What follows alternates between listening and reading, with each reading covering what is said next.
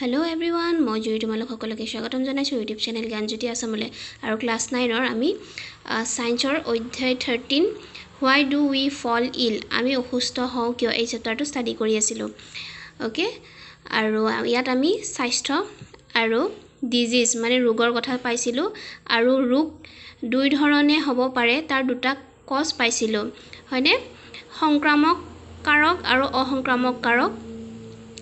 infectious disease and non-infectious disease বা কাৰণ বিলাক হল infectious causes and non-infectious causes so আমি infectious disease ৰ কথা ষ্টাডি কৰি আছিলো so infectious disease বিলাকৰ ইয়াত আমি দুটা ওয়াৰ্ড পাইছিলো এটা হল infectious agents যাৰ পৰা ৰোগ বিলাক হ'ব পাৰে ডিজিজ বিলাক যাৰ পৰা হ'ব পাৰে বা যিয়ে এই ডিজিজ বিলাক কেৰি কৰে বা আমাৰ বডিত আহাৰ পিছত তাৰ পৰা ডিজিজটো হয় হেবিলাক হৈছে ইনফেকচিয়াছ এজেন্ট বা সংক্ৰামক অভিকৰ্তা হেবিলাক হৈছে কি ভাইৰাছ বেক্টেৰিয়া প্ৰটোজোৱা এবিলাক আৰু কিছুমান পোষকোষ বা হোষ্ট সেলে কি কৰে এজনৰ পৰা আন এজনলৈ এটা বডিৰ পৰা আন এটা বডিলৈ এই কিছুমান বেমাৰ বা কিছুমান ডিজিজ সংক্ৰমিত কৰে ওকে আৰু হেতু হৈছে বাহক বা ভেক্টৰ ঠিক আছে as for example আমাৰ যে মেলেৰিয়া হয় মহে কামুৰে হয়নে মহে কামুৰাৰ কাৰণে মেলেৰিয়া নহয় কিন্তু মহে কি কৰে মেলেৰিয়াৰ বীজাণুখিনি মেলেৰিয়া ৰোগৰ বীজাণুখিনি হি কেৰি কৰি থাকে তাৰ ফলত মেলেৰিয়া মহে কামুৰিলে আমাৰ ব্লাডত সেই বীজাণুখিনি সেই জাৰ্মছখিনি এন্টাৰ কৰে তো সেই কাৰণে আমাৰ মেলেৰিয়া হয় বা ইনফেক্টেড পাৰসনৰ যদি কোনো মহে কামুৰে তাৰ পিছত এজন সুস্থ ব্যক্তিক যদি কামুৰে তেতিয়াও সেই মহটোৰ পৰা কি হয় সেই জাৰ্মছখিনি মহটোৱে কেৰি কৰি আনে আৰু সুস্থ ব্যক্তিজনৰো মেলেৰিয়া হ'ব পাৰে সো তেনেকে কি হয় বেমাৰ বিলাক সংক্ৰমিত হয় আৰু ইয়াত মহটো বা মস্কিটোটো হৈছে ফেক্টৰে কি কৰে এটাৰ পৰা আন এটা বডিলৈ বীজাণু বিলাক ট্ৰান্সফাৰ কৰে ওকে সো আজি আমি পঢ়িম প্ৰিন্সিপলছ অফ ট্ৰিটমেন্ট means চিকিৎসাৰ নীতি যেতিয়া বেমাৰ বিলাক হ'ব তাৰ চিকিৎসাৰ কাৰণে আমি কি কৰিম দুই ধৰণে আমাৰ চিকিৎসা কৰিব পাৰি first reduce the effect of the disease মানে ৰোগৰ উৎপীড়নৰ প্ৰভাৱ কমোৱা যদি আমাৰ কিছুমান বেমাৰ হয় তাৰ প্ৰভাৱ বিলাক আমি কমাব পাৰো লাইক যদি সৰ্দি হয় বা সাধাৰণ জ্বৰ হয় তেতিয়া সৰ্দি হ'ব পাৰে তেতিয়া মূৰৰ বিষ হ'ব পাৰে হয়নে তেতিয়া আমি কি কৰো সৰ্দি হোৱা বা কাহৰ যদি মেডিসিন খাও তাৰ কাহটো বা সৰ্দিটো ভাল হৈ যায় নাকৰ পৰা ওলোৱা পানী ভাল হৈ যায় বা যদি মূৰৰ বিষ হয় মূৰৰ বিষৰ টেবলেট খালে আমাৰ মূৰৰ বিষ ভাল হয় কিন্তু এই যে আমি মেডিসিন খালো সেই মেডিসিন খিনি আমাৰ যেটো এজেন্ট আছে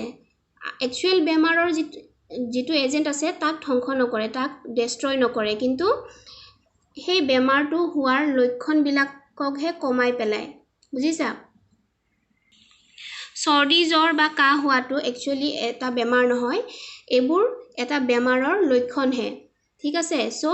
আমি মেডিসিন খালে সৰ্দিৰ মেডিসিন যদি খাও তেতিয়া হলে আমি তাৰ প্ৰভাৱটোহে কমাও যেটো একচুয়াল ডিজিজ আছে সেই ডিজিজটো খতম হৈ না যায় সেই ডিজিজটোৰ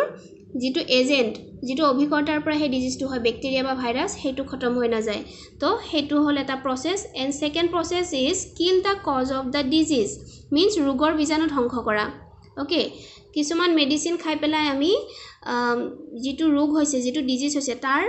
জোৰ পৰা সেই ডিজিজটো হৈছে যেটো এজেন্টৰ পৰা হৈছে সেই এজেন্টক আমি মাৰি পেলাব পাৰো ওকে তো এটা এক্সাম্পল হৈছে এন্টিবায়োটিক এটা মেডিসিন হয় যেটো আমি খালে সেই ডিজিজৰ এজেন্টটো ডেস্ট্ৰয় কৰি দিব পাৰি এই এন্টিবায়োটিক্স বিলাক আমি এজ এ টেবলেট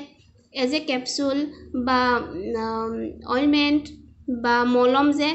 খাপসা হলে যে ডক্টৰে মলম দিয়ে হয়নে সো হে মলম বিলাক লগালেও সেইবিলাক কি কৰে এন্টিবায়োটিক হিচাপে কাম কৰে সো এই এন্টিবায়োটিকে কেনেকৈ কাম কৰে এন্টিবায়োটিক বিলাকে কি কৰে attacking cell wall of the bacteria এটা সেল ওয়াল থাকে ওকে সেল মেমব্ৰেনৰ ওপৰত এটা এটো সেল মেমব্ৰেনৰ ওপৰত ডাঠ সেল ওয়াল থাকে এই সেল ওয়ালটো ই ডেস্ট্ৰয় কৰি দিয়ে যদি সেল ওয়ালটো ডেস্ট্ৰয় হৈ যায় তেতিয়াহলে গোটেই সেলটোৱে ধ্বংস হৈ যাব ওকে হে তেনে ধৰণে এন্টিবায়োটিক্সে কাম কৰে বা ইন্টাৰফিয়াৰিং উইথ ব্যাকটেৰিয়া ৰিপ্ৰডাকশন যেতিয়া আমাৰ বডিত ব্যাকটেৰিয়া এন্ট্ৰি কৰিব তেতিয়া ব্যাকটেৰিয়া ইহতে কি কৰে ইহতৰ ৰিপ্ৰডাকশন কৰে এটাৰ পৰা দুটাৰ পৰা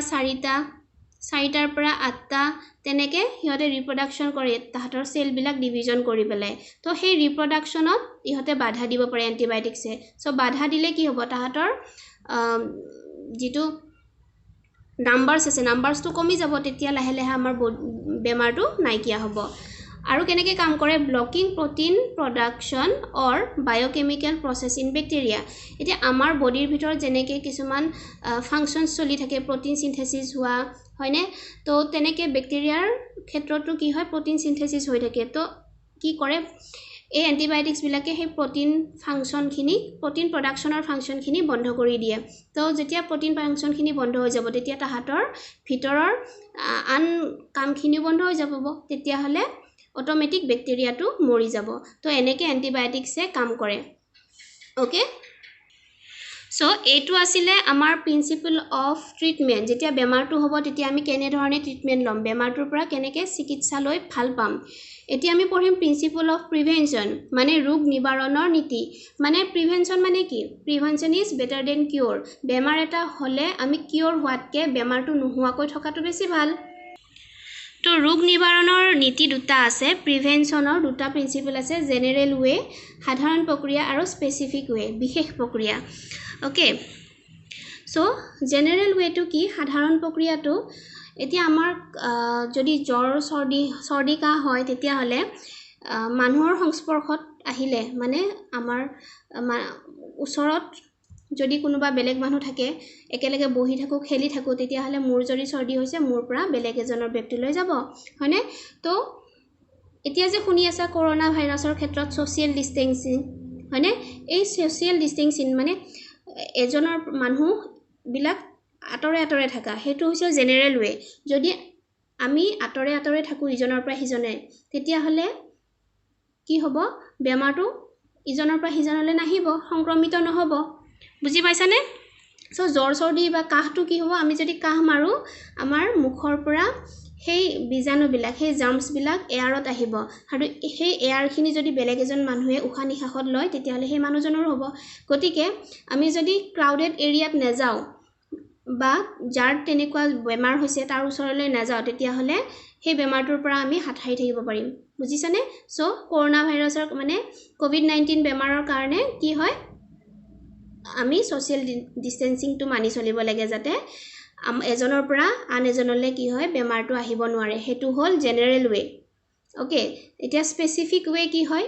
স্পেসিফিক ওয়ে মানে বিশেষ প্ৰক্ৰিয়া হৈছে ভ্যাকসিনেশন প্ৰসেস মিন্স টিকাকৰণ তো ভ্যাকসিনেশন প্ৰসেসটো কি হয় মানে ভ্যাকসিন দিয়া শুনিছানে ভ্যাকসিন বা চিটা দিয়ে যে মানে আমি সৰু থাকোতে কেঁচুৱা থাকোতে কিছুমান বেমাৰৰ ভ্যাকসিন আমাৰ বডিত সোমোৱাই দিয়ে ভ্যাকসিন মানে কি হয়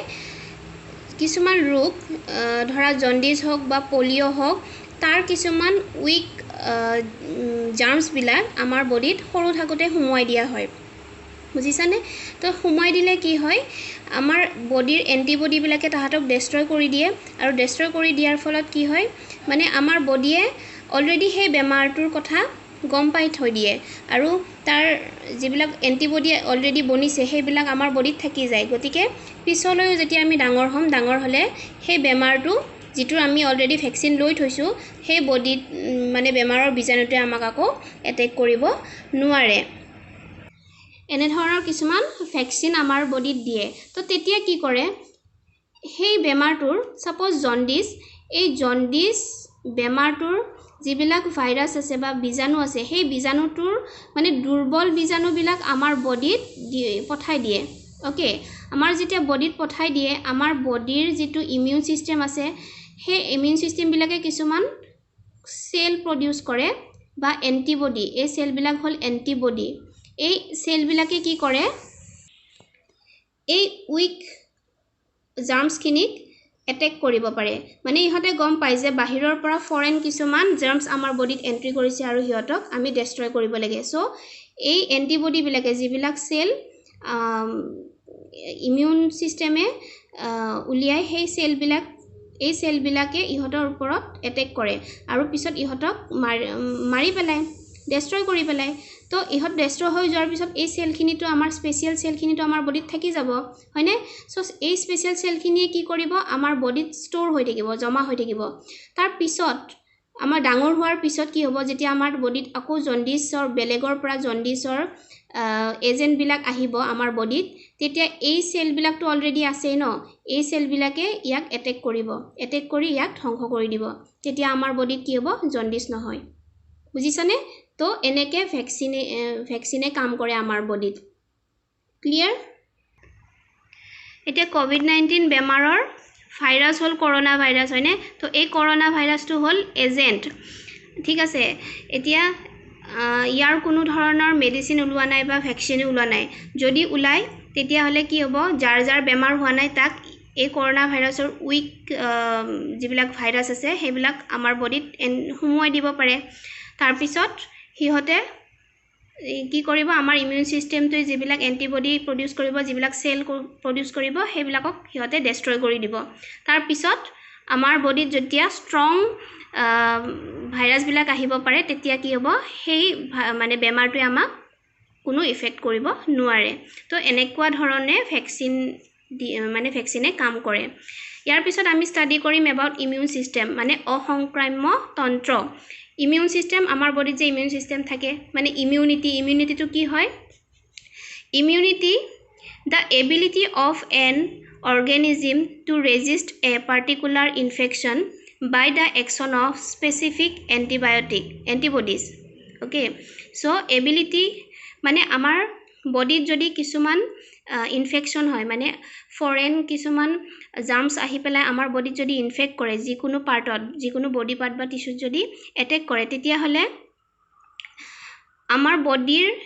অৰ্গানিজমছ বিলাকৰ কি কৰে কিছুমান এন্টিবডি প্ৰডিউস কৰে সেই এন্টিবডি বিলাকৰ যেটো ability to destroy that particular infected বা এজেন্ট বিলাকক যদি ডেষ্ট্ৰয় কৰিব পাৰে হেতুৱে হৈছে আমাৰ ইমিউনিটি কিছুমানৰ ইমিউনিটিটো খুব ষ্ট্ৰং থাকে কিছুমানৰ ইমিউনিটিটো উইক থাকে মানে যাৰ ষ্ট্ৰং ইমিউনিটি তাৰ মানে কি তাহাতৰ বডিয়ে কি কৰে মানে এন্টিবডিজ বিলাক বেছিকে প্ৰডিউস কৰিব পাৰে ওকে যেতিয়া ফৰেন জাৰ্মস এটা আমাৰ বডিত এন্ট্ৰি কৰিব তেতিয়া হলে বেছিকে এন্টিবডিজ প্ৰডিউস কৰিব তেতিয়া সেইবিলাকে সেই ফৰেন এজেন্ট বিলাকক ডেষ্ট্ৰয় কৰি যদি কৰে তেতিয়া হলে আমাৰ বডিত বেমাৰটো নহয় তাৰ মানে কি আমাৰ ইমিউন সিস্টেমটো ষ্ট্ৰং কিন্তু কিছুমানৰ আকৌ সঘনাই বেমাৰ হৈ থকা দেখা যায় তাৰ মানে হিহঁতৰ ইমিউন সিস্টেমটো ষ্ট্ৰং নহয় উইক হয় তাৰ মানে যেতিয়া এই এন্টিবডি বিলাক তাহাতৰ হয়তো যিবিলাক প্ৰডিউস কৰে হিহঁতে সেই এজেন্ট বিলাকক ডেষ্ট্ৰয় কৰিব নোৱাৰে সেই কাৰণে তাহাতৰ বেমাৰটো হৈ থাকে ওকে সো এই সিস্টেমটোৱে হৈছে ইমিউন সিস্টেম তো আমাৰ ইয়াত 13 নম্বৰ লেসনটো কমপ্লিট হল